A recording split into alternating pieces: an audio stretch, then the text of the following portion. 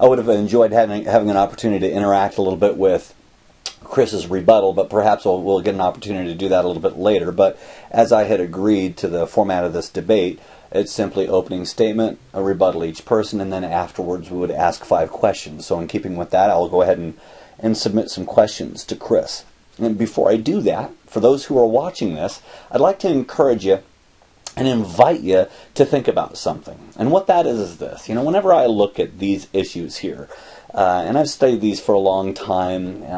When I was in school, I'm really grateful that I had the mentor that I did, because my mentor told me to be acquainted with all of the positions. In fact, it was an assignment of mine to survey the positions in such a way to defend both of them, to give my best defense of the Calvinistic position, to give my best defense of the Arminian position, and then to articulate what my view was and why it is that I hold it. I'm grateful for that, because it really had me learn the positions. In fact, it really got me thinking about a lot of it. In fact, when I presented the Calvinistic position, I'd like to think that I did well enough that I actually persuaded many of the students that I held that position and that I had changed through my course of studies.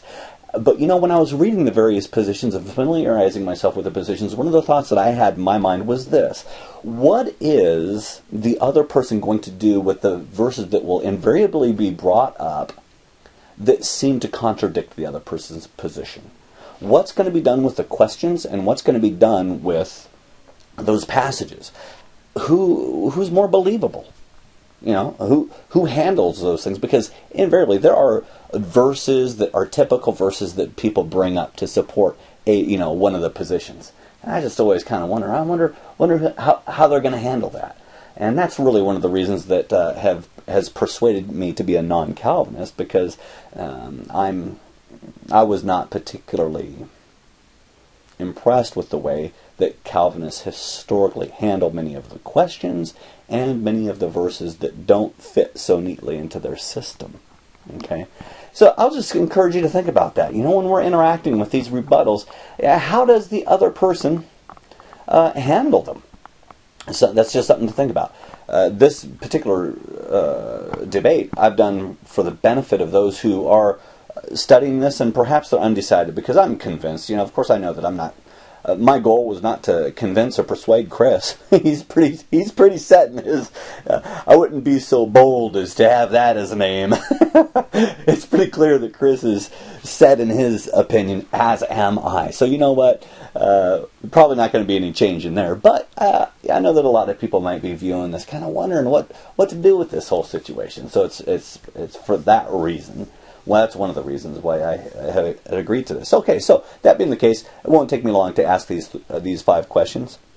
The first of which is this, and I'll just state it simply. You do with it what you will. Chris, does God cause? You've mentioned that He's decreed all things, that He's caused all things. By way of clarification, does that mean that does God cause? And is He the author of sin and temptation? Pretty simple. Does God cause, and is He the author of sin and temptation? Question number 2. If all things are decreed, and if God has foreordained that all things happen, and He causes all things, why do we pray? What's the purpose of prayer, and what is the purpose of intercession? Okay, now, unless I'm mistaken, I think I know how Chris is going to answer this. Unless he comes up with something that he might surprise me on this, but I'll just say this. The majority of Calvinists, I need to clarify this question, okay? Narrow it down a little bit. The majority of Calvinists will say that God not only ordains and decrees the ends, but He also decrees and ordains the means by which we get there. So God commands us to pray. That's why we pray. We pray because God commands us, and we pray because God has decreed that we would do that also. Okay, I hear what you're saying there. But the question is this: why? Why? Why pray? None of our prayers will ever change anything, will they? Or will they? Maybe you can just elaborate on that. If all things are decreed and set in stone, why do we pray? What's the purpose of prayer, and what good does it really do? Okay, that's the second question. Question number 3. This is more of this question comes out of more pastoral ramifications.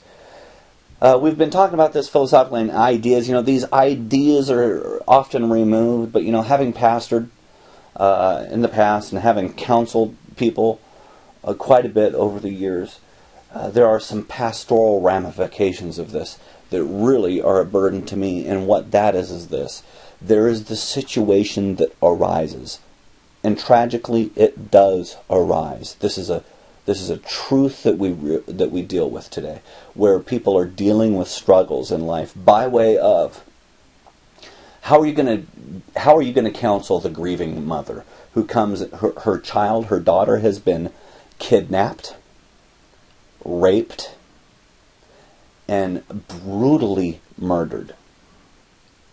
It's the position of the If the position of the Calvinist is that that was God's decree, that God decreed that, and that that was His will for that child's life, my question is, how will you counsel the grieving mother? It's a practical pastoral question. Thirdly, the third question would be this: if it is, and by the way, this might not have to do directly with the sovereignty, but it interacts with it a bit. We've talked about God's hardening people's hearts, so that's how it interacts with this debate of sovereignty. And what that is this: according to the Calvinistic position, nobody can choose God in and of themselves. That's something that we don't have the ability to do. The extent of total depravity is such that we are dead in our trespasses and sins. We don't have the ability to say yes to God, to respond to the gospel in and of ourselves.